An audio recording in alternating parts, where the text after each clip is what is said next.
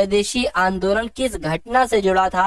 जलियांवाला बाग नहीं साथियों, ये बंगाल विभाजन से जुड़ा था। आंसर आपका ऑप्शन नंबर बी होगा। अगला देखिए, यानी कि भारत छोड़ो आंदोलन ये कब शुरू हुआ? तो साथियों ये कब हुआ? 1942 में साथियों ये हुआ। आंसर आपका बी होगा। नेक्स्ट नंबर का सवाल है करके भारतीय राष्ट्रीय कांग्रेस की स्थापना कब की गई? तो 1885 में की गई। बहुत तेजी के साथ साथियों इन सवालों के आप लोग जवाब देते जाइए। उसके बाद देखिए करके कांग्रेस के प्रथम अध्यक्ष कौन थे? तो आपको मालूम होना चाहिए व्योमेश चंद्र बनर्जी ही कांग्रेस के प्रथम अध्यक्ष थे।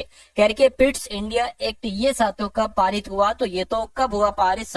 1784 में पारित हुआ Pitt's India act. Next number का सवाल है 1857 के विद्रोह का नेतृत्व दिल्ली में साथियों किसने किया था? तो दिल्ली में किसने किया था आपसे यहाँ पर कुल मिला के पूछा जा रहा है, बताने की कोशिश कीजिए, बताइए। तो अगर आपका जवाब ऑप्शन नंबर सी यानी कि बहादुर शाह द्वितीय है तो आपका जवाब बिल्कुल सही है। उसके बाद देखिए 1857 के विद्रोह का तात्कालिक कारण क्या था? तो साथियों कारतूस का प्रयोग यही एक तात्कालिक कारण था। आंसर आपका सी होगा। नेक्स्ट नंबर का सवाल देखिए करके स्वराज मेरा जन्मसिद्ध अधिकार है, ये किसका कथन है, ये किसका नारा है? तो ये बाल गंगाधर तिलक का कथन है। आंसर आपको ऑप्शन नंबर ए होगा। अगला देखिए करके गांधी जी का पहला सत्याग्रह भारत में कहां पर हुआ था? तो भारत में साथियों चंपारण में हुआ था, इसलिए सही जवाब आपका ऑप्शन नंबर ए होगा। उसके बाद देखिए रॉलेट एक्ट किस वर्ष में आया था? तो रॉलेट एक्ट को साथियों काला कानून कहा जाता है। ये कब आया? जब जलियांवाला बाग हुआ था हत्याकांड 1919 में। ये दोनों घटित हुई थी घटनाएं। रॉलेट एक्ट भी 1919 में ही आया था। उसके बाद देखिए जलियांवाला बाग हत्याकांड कब हुआ साथियों? अभी मैंने आपको बताया 1919 में हुआ। आंसर जिनका बी है तो बिल्कुल करेक्ट है। करके खिलाफत आंदोलन का नेतृत्व किसने किया था? तो खिलाफत आंदोलन का नेतृत्व क्या शौकत अली और मोहम्मद अली ने किया था? बिल्कुल सही जवाब साथियों, पहला पढ़ा और पहला ही आपका आंसर हो गया। करके भारतीय राष्ट्रीय कांग्रेस का जो लाहौर अधिवेशन हुआ था ये साथियों कब हुआ था? तो ये 1929 में हुआ था और ये इम्पोर्टेंट अधिवेशन है, इसलिए ये आपसे बार बार पूछा जाता है, आपके एग्जाम में भी पूछा जाएगा ये, है ना।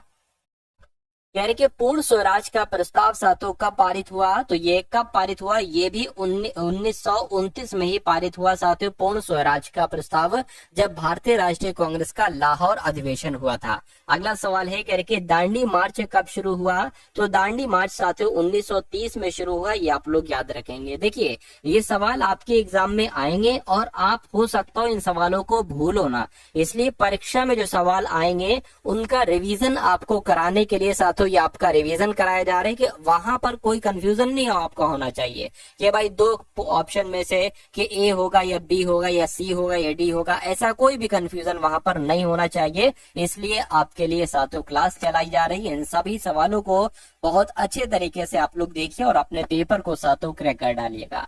कह रहे कि भारत छोड़ो आंदोलन का नारा किसने दिया था? तो ये तो गांधी जी ने दिया था। आंसर आपका ए होगा।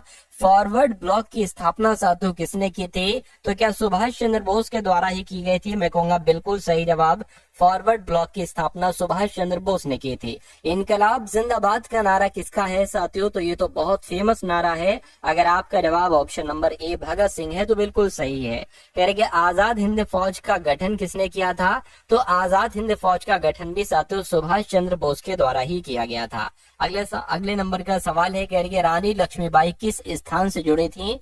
झांसी से, कानपुर से, ग्वालियर से, मेरठ से। तो अगर आपका जवाब ऑप्शन नंबर ए है झांसी है तो बिल्कुल सही है। कह रही है नमक सत्याग्रह ये कहां से शुरू हुआ था? तो नमक सत्याग्रह की अगर बात करते ये साथियों साबरमती आश्रम से शुरू हुआ था। 1935 का अधिनियम किसे कहा जाता है? तो 1935 का अधिनियम साथियों भारत सरकार अधिनियम को या पिट्स इंडिया एक्ट को, मैं कहूंगा भारत सरकार अधिनियम को 1935 का एक्ट कहा जाता है। आंसर आपका ए होगा। उसके बाद देखिए भारतीय राष्ट्रीय कांग्रेस का जनक किसे कहा जाता है? तो भारतीय राष्ट्रीय कांग्रेस का जनक ए ह्यूम को कहते हैं, दादा भाई नौरोजी को कहते हैं, महात्मा गांधी को या लाला लाजपत राय को कहते हैं।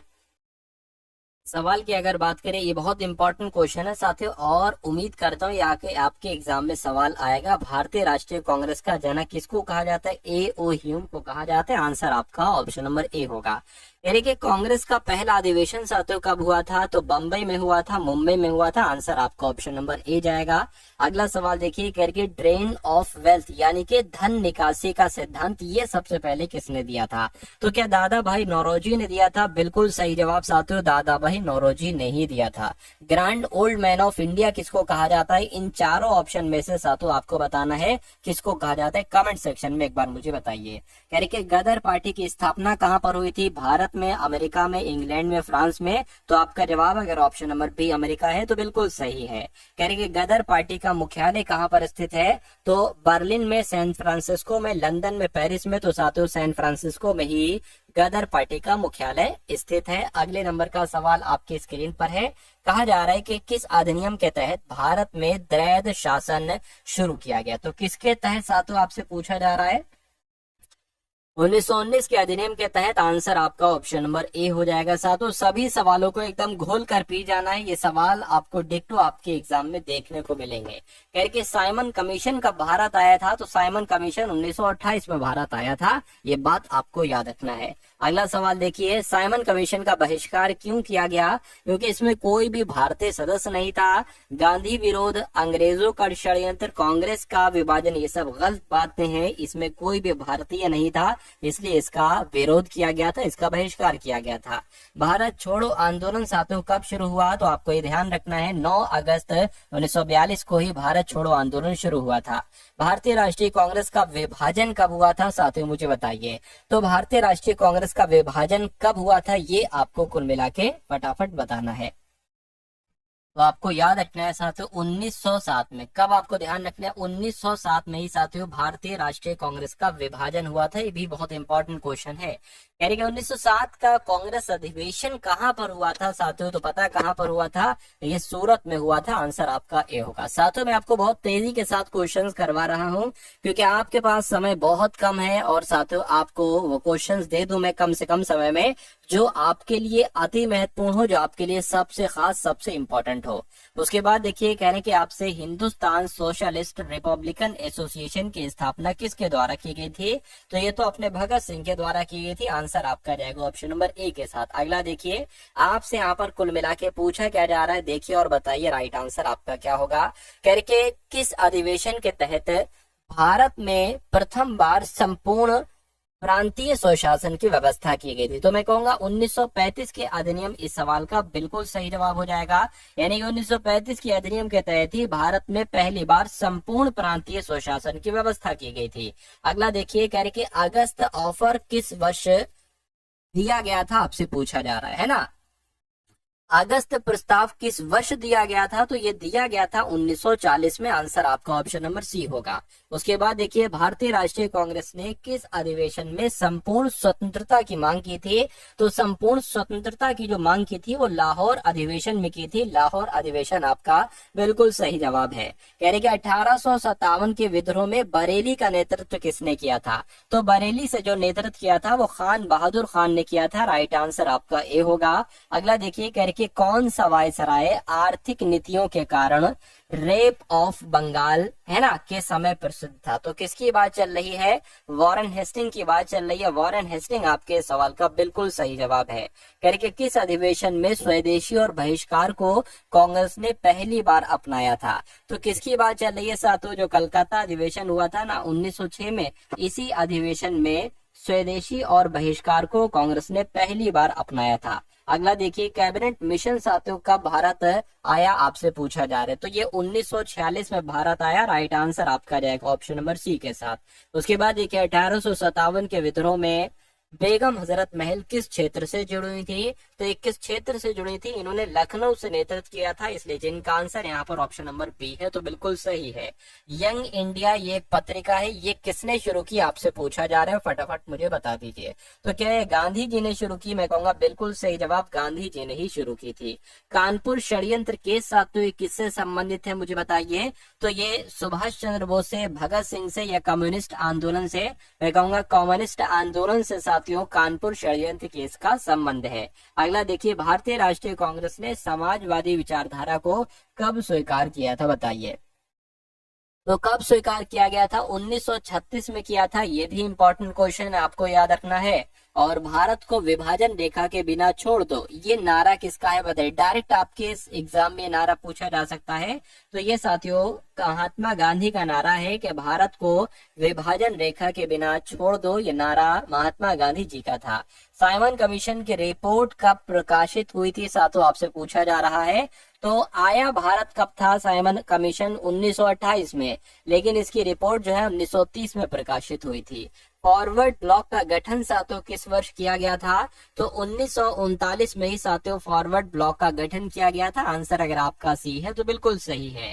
कह रहे कि नेशनल प्लानिंग कमेटी की स्थापना किसने की थी बताइए? तो पंडित जवाहरलाल नेहरू ने की थी। मैं कहूंगा बिल्कुल सही जवाब, पंडित जवाहरलाल नेहरू ने ही नेशनल प्लानिंग कमेटी की स्थापना की थी। गांधी जी ने सविनय अवज्ञा आंदोलन साथियों कब शुरू किया था? तो कब शुरू किया था सविनय अवज्ञा आंदोलन? 1930 में शुरू किया था। बिल्कुल सही जवाब, 1930 में ही शुरू किया था। कह रहे पूर्ण स्वराज का प्रस्ताव अधिवेशन में पारित हुआ। तो कौन से अधिवेशन में पारित हुआ पूर्ण स्वराज का प्रस्ताव? मैं कहूंगा लाहौर अधिवेशन में ही ये पारित हुआ था साथियों, पूर्ण स्वराज का प्रस्ताव। और इम्पोर्टेंट क्वेश्चन था ये। अगला देखिए,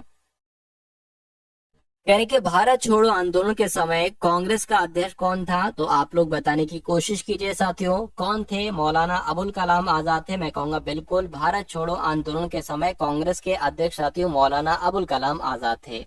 उसके बाद देखिए अगला सवाल आपकी स्क्रीन पर है। कह रही कि वर्धा स्कीम ऑफ एजुकेशन ये किससे संबंधित है? औद्योगिक विकास से तो नहीं साथियों, ये बुनियादी शिक्षा से संबंधित है, Wardha scheme of education. Next number का सवाल है, कह रही कि किस अधिनियम को भारतीय संविधान का ब्लूप्रिंट कहा जाता है? तो अगर बात करते हैं 1935 का जो एक्ट है, 1935 का जो अधिनियम है साथियों, इसको ही क्या कहा जाता है? भारतीय संविधान का ब्लूप्रिंट कहा जाता है। ये भी अच्छा और इम्पोर्टेंट क्वेश्चन है। कह रही कि कम्युनल अवार्ड किस वायसराय ने घोषित किया था? तो कम्युनल अवार्ड की अगर बात करते हैं साथियों, ये विलिंगटन के द्वारा प्रकाशित किया गया था, इसको घोषित किया गया था। राइट आंसर आपका जाएगा सी के साथ। अगला देखिए, कह रहे कि भारतीय राष्ट्रीय कांग्रेस के पहले मुस्लिम अध्यक्ष साथियों कौन थे? आप लोग फटाफट बताइए। तो ये भी बहुत इंपॉर्टेंट क्वेश्चन है और कई बार आपके एग्जाम में आ चुका है। अगर आपने चुना है ऑप्शन नंबर ए यानी कि बदरुद्दीन तैयब जी, तो आपका जवाब बिल्कुल सही है, क्योंकि यही भारतीय राष्ट्रीय कांग्रेस के पहले मुस्लिम अध्यक्ष थे। गांधी जी ने दक्षिण अफ्रीका में किस आंदोलन की शुरुआत की थी बताइए साथियों? तो क्या इन्होंने असहयोग आंदोलन की शुरुआत की थी? सत्याग्रह आंदोलन की शुरुआत? बिल्कुल साथियों, सत्याग्रह आंदोलन की शुरुआत इन्होंने दक्षिण अफ्रीका में ही की थी। अगला देखिए, 1857 के विद्रोह में झांसी की रानी लक्ष्मीबाई किस युद्ध में वीरगति को प्राप्त हुई थी? तो किसकी बात चल रही है साथियों? ग्वालियर के युद्ध की बात चल रही है। ग्वालियर का युद्ध इस सवाल का बिल्कुल सही जवाब हो जाएगा। कह रही है डू और डाई, करो या मरो का नारा किस आंदोलन से संबंधित है? तो करो या मरो का नारा डू और डाई की अगर बात करें भारत छोड़ो आंदोलन से संबंधित है। आंसर आपका सी होगा। और 1857 के विद्रोह का नारा क्या था साथियों, मुझे बताइए। चलिए,